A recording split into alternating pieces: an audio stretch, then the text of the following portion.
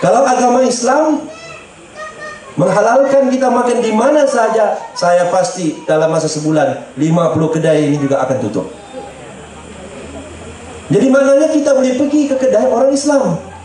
Kenapa kita tidak boleh membeli barangan runcit di kedai orang Bumiputra? Saya tidak paham.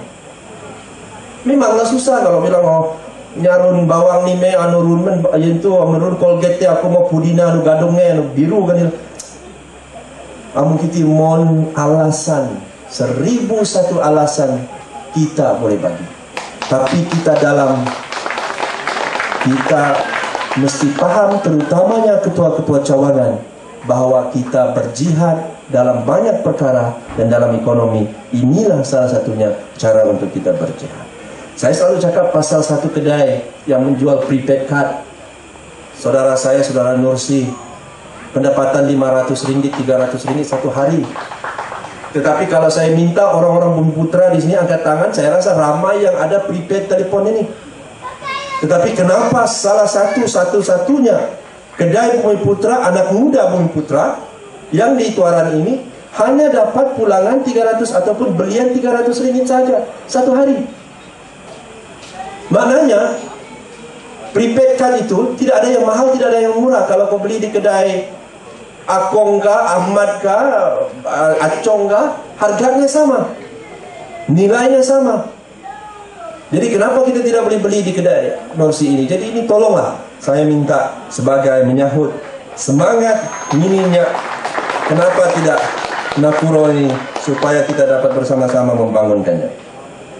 Dan saya tidak mau, sekali lagi saya ingin tekankan, ini bukan soal menidakkan kaum Cina yang berniaga, tetapi saya percaya orang-orang Cina juga akan lebih suka kepada konsep ini, karena secara hitung panjangnya Bumiputra akan dapat berdiri di atas kaki sendiri, dan ini akan dapat meningkatkan ekonomi mereka sendiri, dan akhirnya mereka ini akan menjadi pelanggan juga kepada peniaga-peniaga Cina yang seterusnya akan memberi perkhidmatan kepada kita. Jadi tuan-tuan dan puan yang saya hormati sekalian, seperti mana yang dikatakan oleh saudara saudara Omar tadi, kita akan membantu, koperasi akan membantu peniaga-peniaga kecil. Kita ada jemput mereka pada malam ini untuk menerima bantuan daripada kerajaan. Kalau ada yang perlu untuk dibantu, kita akan bantu dari isi borang sampailah meminta menyerahkan borang ini kepada pihak-pihak yang tertentu di pihak kerajaan persekutuan ataupun pihak kerajaan negeri. Ini kita akan bantu sebagai khidmat sosial koperasi ini.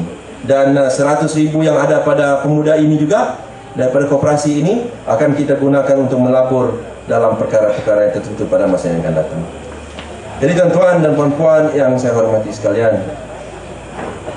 saya sudah bercerita tentang koperasi, dan juga mungkin tadi saudara Omar sudah menceritakan tentang peluang-peluang yang boleh diambil oleh peniaga-peniaga, yaitu daripada MARA, Bank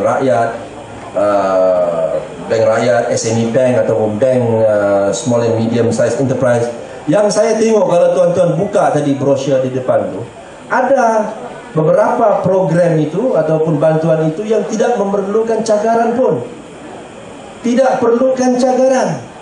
Sampai 250.000 tidak memerlukan cagaran. Jadi kenapa kita tidak boleh buat sesuatu untuk memastikan bantuan kerajaan ini sampai kepada pengusaha-pengusaha yang sudah sedia ada, dan juga pengusaha-pengusaha yang akan membuat bisnes selepas ini. Banyak yang telah dibantu oleh kerajaan yang perlu untuk kita ambil iktibar dan ambil peluang itu.